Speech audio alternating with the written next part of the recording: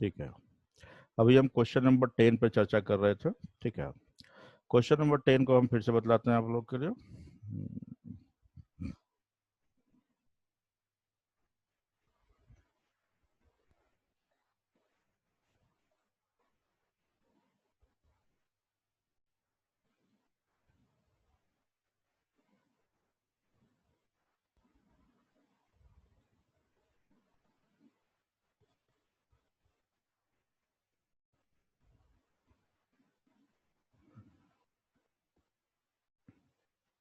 10 में जैसा कि बात हो रहा था, किसी mixture any mixture 35 litre ratio wine and water का रहा है 4:1 है।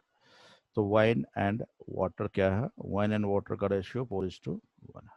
ठीक है, वाटर का रेशियो 4:1 है और 4+1 मिला के तो 5 हो रहे हैं, बट क्वेश्चन में दिया हुआ है टोटल मिक्सचर में कितने लीटर है? 35 लीटर है। ये रेशियो था, अगर 5 लीटर होते तो 4 लीटर वाइन और 1 लीटर वाटर होते हैं। मतलब बट 5 इज इक्वल टू कितने? 35 है, तो 1 इज इक्वल टू कितने हो जाएंगे? 7।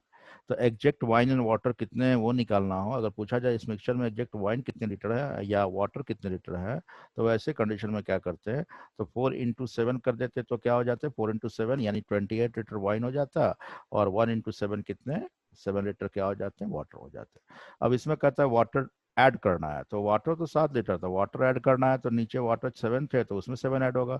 अगर वाइन ऐड करना होता तो 28 में ऐड करते। तो ऐसा करने के बाद 28 लीटर वाइन था, 28 ही रह गया, लेकिन 7 लीटर वाटर में 7 और ऐड हो गया तो 14 हो गया। ऐसा करने के बाद वाइन एंड वाटर का रेशियो पूछ रहा है, तो 2:2 क्या हो गया? 1। तो राइट आंसर क्या होगा? 2:1। जिस ऑप्शन में रहेंगे वो 2:1 हो जाएगा।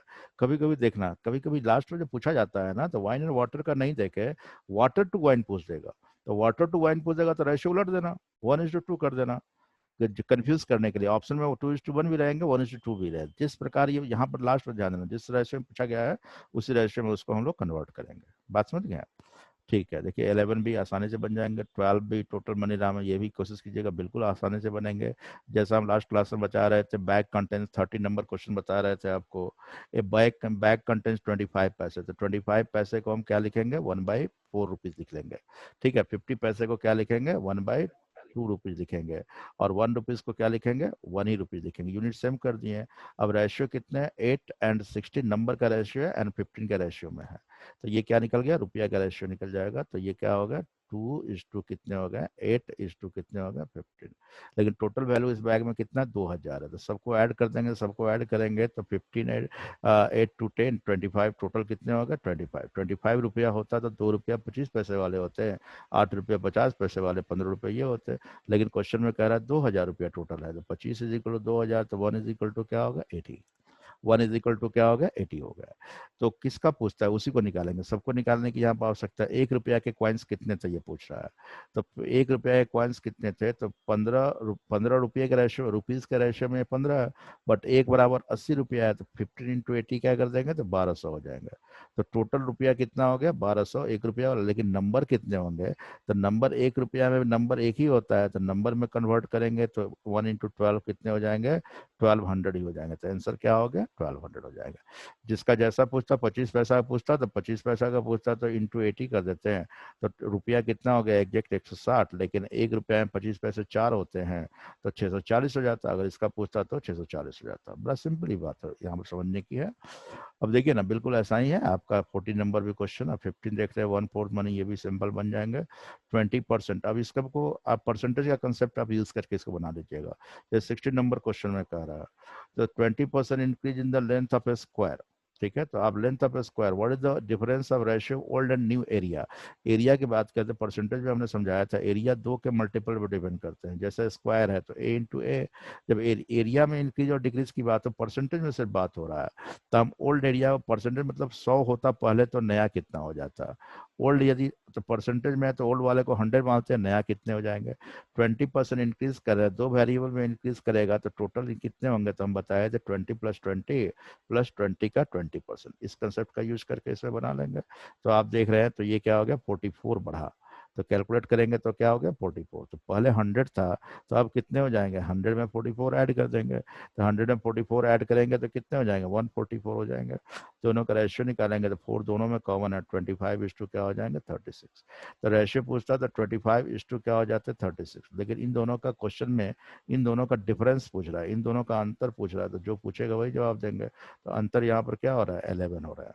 ठीक है, अगर आप इस क्वेश्चन को अगर बनाते, अगर मान लेते कि ए पहले कितना था, ए पहले कितने थे 10 थे, अब 20% बढ़ गया तो नया ए कितना हो गया 12 हो गया। तब एरिया, दोनों का एरिया का रेशियो निकालते तो स्क्वायर इसको भी करते स्क्वायर तो भी आ जाते 100/144 आ जाते हैं। तो भी दोनों का रेशियो निकालते तो 25 बाई क्या आ जाता है 36। दोनों का डिफरेंस क्या हो जाता है, यही आ जाता। बात समझ रहे हैं ना। तो कोई भी नंबर आप एज्यूम कर सकते हैं, यहाँ 10 माने, कोई 5 मान सकते हो, 8 मान सकते हो। अब हमने परसेंटेज जब पढ़ाया था तो परसेंटेज पढ़ाया, दो वेरिएबल का मल्टीपल में कोई चेंज होता है तो हमने कहा था R1 + R2 + R1 × R2/100। तो ये डायरेक्ट निकल गया 44। तो पहले 100 था, परसेंटेज के कारण पहले 100 था, तो 44 बढ़ रहा है तो ऐड कर देंगे, घटता तो माइनस करते, रेशियो 25:36 आ गया। डिफरेंस दोनों का कर देंगे तो क्या होगा 11 आ रहा है, क्योंकि क्वेश्चन में डिफरेंस पूछ रहा है। अगले क्वेश्चन में डिफरेंस नहीं पूछ के सिंपली कह रहा है कि 40% इंक्रीज कर रहे हैं तो ओल्ड एंड न्यू एरिया का रेशियो क्या होगा, सेम क्वेश्चन है।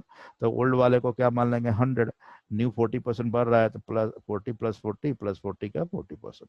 ठीक है, आप देख रहे हो तो इसको कैलकुलेट करेंगे तो क्या हो जाएंगे 96 आएंगे, बढ़ रहा है।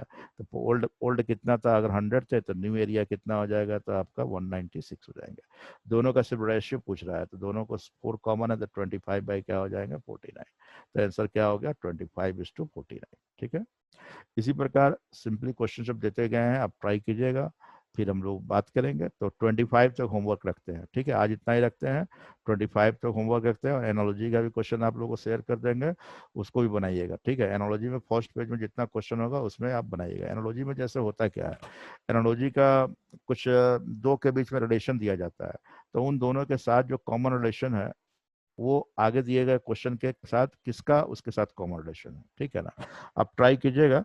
ठीक है, फिर अगर डाउट होगा तो फिर हम चर्चा करेंगे, जैसे क्वेश्चन की बात करते हैं।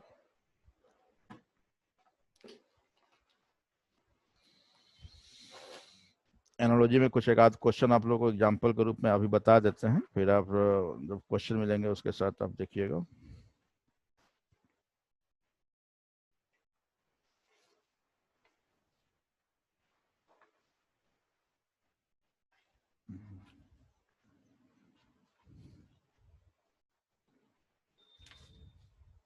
देखिए ना, बहुत सारे क्वेश्चन मिलेंगे, जैसे एज पर एग्जांपल हम बतलाते हैं। क्वेश्चन में 1 तो बड़ा सिंपल है, अल्प कोडिंग डिकोडिंग पे आधारित क्वेश्चन है।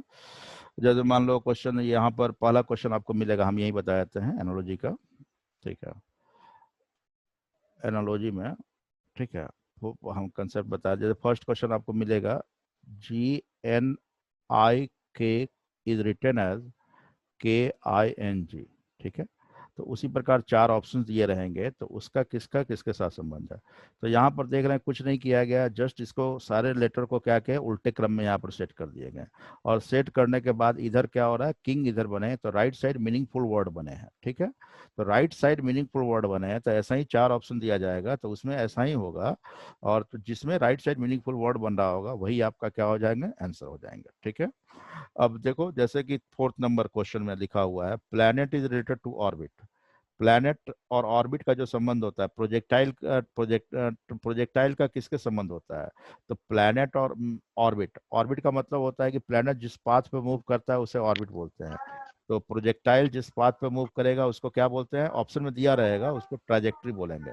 जैसे मान लो कि क्वेश्चन पूछा जाता है रुपीज रिलेटेड टू इंडिया, रुपया इंडिया से संबंध रखता है, तो येन येन येन येन किससे संबंध रखता है, तो ऑप्शन में होगा तुर्की है, बांग्लादेश है, पाकिस्तान है, जापान है, तो बताओ येन येन किसके साथ संबंध रखेगा।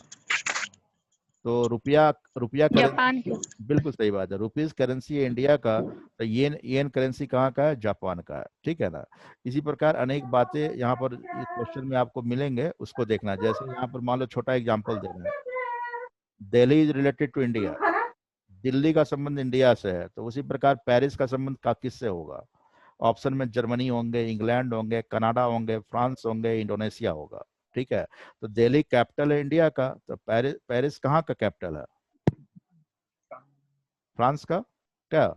तो Yes. वो आप देखिएगा, क्वेश्चन वैरायटी जब क्वेश्चन मिलेंगे 1 से लेकर 35 तक आपका होमवर्क रहेगा एनालॉजी में। फर्स्ट पेज का 1 to 35 अपना दिमाग लगाइएगा रिलेशन देख कर, ठीक है। उसके बाद हम लोग चर्चा कर लेंगे, तो रेस्ट हम लोग करेंगे, ठीक है। उसमें हम लोग म्यूट नहीं करेंगे, अनम्यूट ही करके आपसे बात करते जाएंगे और ऐसे ही आपस में इंटरेक्ट कर लेंगे। ओके, तो आज हम यहीं से रखते हैं।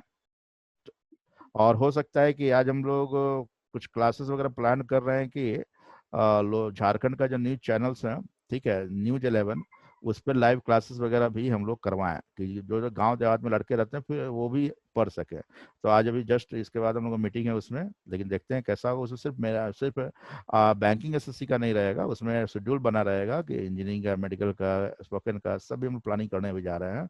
वो सब जैसे न्यूज चलता है वैसे ही वो क्लास चलेगा। जैसे देखते हो कि डीडी न्यूज, डीडी चैनल्स वगैरह बहुत सारे होते हैं जिसमें एजुकेशन चैनल ही होते हैं, तो वैसा हम लोग बात भी करने जा रहे हैं। लेकिन ये देखो सिर्फ बात ही स्टार्ट हो रहा है, होगा तो आप लोग उस पर भी क्लास कर सकते हो, उस पर भी देख सकते हैं, ठीक है ना। ओके, तो आज यहीं तक रखते हैं, आप लोग को शेयर कर देंगे अभी जमा जस्ट। भात दिया दे। हाँ, ओके। और किसी को कुछ कहना है? ठीक है, तो आज एंड करते हैं यहाँ पर।